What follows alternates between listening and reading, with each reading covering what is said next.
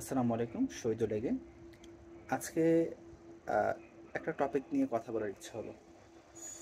আওয়ামী লীগ যে নিষিদ্ধ হলো, এখন এই নিষিদ্ধকরণের প্রক্রিয়া নিয়ে অনেক ডিসকাশন হতে পারে, অনেক আলোচনা হতে পারে। আমার থটটা অন্য জায়গায় আসলে। ধরেন, আপনি কখনো নিষিদ্ধকরণের মাধ্যমে কোনো একটা আইডিওলজিকে নিষিদ্ধ করতে পারবেন কিনা? এটা আদতে সম্ভব না। আপনি দেখেন আজকে যে এই যে নাজি, সো নাজিদের যে মতবাদটা এখন পর্যন্ত কিন্তু জার্মানে আছে, এবং এটা রিসেন্ট টাইমে আরও বেশি গ্রো আপ করছে। অর্থাৎ আপনার একটা আইডিওলজিকে নিষিদ্ধ করতে হলে সেটার রিপ্লেসমেন্টে অন্য একটা আইডিওলজি দাঁড় করাতে হবে। এখন আওয়ামী লীগের অল্টারনেটিভ কি আপনার কাছে? বিএনপি, জামাত, নিউভাবে এসেছে এনসিপি। এখন এনসিপির যেই কার্যক্রমের প্রক্রিয়া, এই কার্যক্রমের প্রক্রিয়া নিয়ে অনেক সমালোচনা হয়েছে, অনেক কথাবার্তা হচ্ছে। তাদের নেতাদের যে রিসেন্ট ইস্যুসগুলো আছে, সেই ইস্যুসগুলো নিয়ে অনেক কন্ট্রোভার্সি ক্রিয়েট হয়েছে। এটা একটা ব্যাপার যে নিষিদ্ধকরণের মাধ্যমে কখনই আপনি একটা আইডিওলজিকে নিষিদ্ধ করতে পারবেন না। অর্থাৎ সে আইডিওলজিটা বিলংস করে এবং মানুষ সেটাকে মানে। এটা পৃথিবীর যে প্রান্তে হোক না কেন, কোনো একটা রাজনৈতিক মতবাদ সেটা আসলে পুরোপুরি নিশ্চিন্ন করা কোনোভাবে সম্ভব না। দ্বিতীয় ব্যাপার, দেখেন যখন হচ্ছে নাহিদ আহ, ছিলেন, হ্যাঁ, উপদেষ্টা মণ্ডলীতে, তো তিনি বেরিয়ে আসলেন।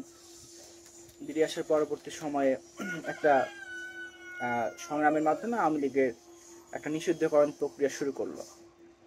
তো এটা অবভিয়াসলি একটা পলিটিক্যাল স্ট্যান্ড ছিল আমার কাছে মনে হয়। কেন? বিকজ অফ তারা কিন্তু তাদের সেই পাওয়ার দিয়েই সেই মোমেন্টে আওয়ামী লীগটাকে আসলে নিষিদ্ধ করতে পারতো অথবা বিপ্লবী সরকার গঠন করতে পারতো। কিন্তু যখন আসলে হাসনাতের নেতৃত্বে নতুনভাবে আওয়ামী লীগের পতনের একটা ডাক উঠে, দুঃখিত, আওয়ামী লীগের নিষিদ্ধ একটা ডাক উঠে, তখন সকলে আসলে ওতপ্রোতভাবে এখানে অ্যাটেন্ড করে। এটা সমস্যা নেই, এটা ভালো একটা দিক অবভিয়াসলি, যে সকল মতবাদ একত্রিত হয়েছিল। বিএনপি একটা সাইডে ছিল, স্ট্যান্ড করছিল, ওরা আসলে সরাসরি এঙ্গেজ হচ্ছিল না, বাট জামাত পরবর্তীতে এসে এঙ্গেজ হয়েছে। কিন্তু দিন শেষে দেখা গেছে যে এনসিপি তাদের যেই ক্রেডিট নেওয়ার পলিটিক্স সেটা করেছে এখানে খুব সহজভাবে। কেন? কারণ আওয়ামী লীগ নিষিদ্ধ করেছে, আওয়ামী লীগ নিষিদ্ধ হয়েছে কার মাধ্যমে? এনসিপির মাধ্যমে, এনসিপির নেতাদের মাধ্যমে। অর্থাৎ দিন শেষে আপনি দেখতে পাচ্ছেন যে ক্রেডিট নেওয়ার যে পলিটিক্স, এই পলিটিক্স থেকে দিন শেষে আপনি আর আমি উঠে আসতে পারছি না। তৃতীয় ব্যাপার, সেটা হচ্ছে এই যে বিডার যেই আহ, সম্মানিত পরিচালক বর্তমানে আছেন, এত ইনভেস্টমেন্টের সামিট হলো, ইনভেস্টমেন্টের কথাবার্তা হলো, দিন শেষে আপনার ইনভেস্টমেন্টের পরিমাণ কতটুকু? 10% সাকসেসফুল হয়নি। এটা একটা বড় ক্রাইসিস তৈরি করেছে।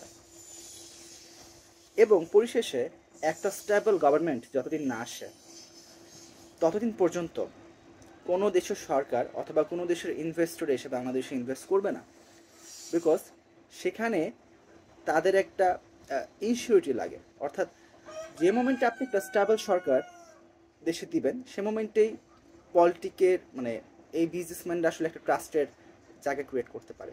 So that's the thing. আসলে দিন শেষে দেখা যাচ্ছে কি, আমরা যেই উদ্দেশ্য নিয়ে জুলাইটা করেছি, সে উদ্দেশ্য এখন পর্যন্ত সফল হয়নি, এবং এই উদ্দেশ্যটা কতদিন পরে গিয়ে সফল হবে সেটা আমরা জানি না। অর্থাৎ আমাদের এখন পর্যন্ত অপেক্ষা করতে হবে।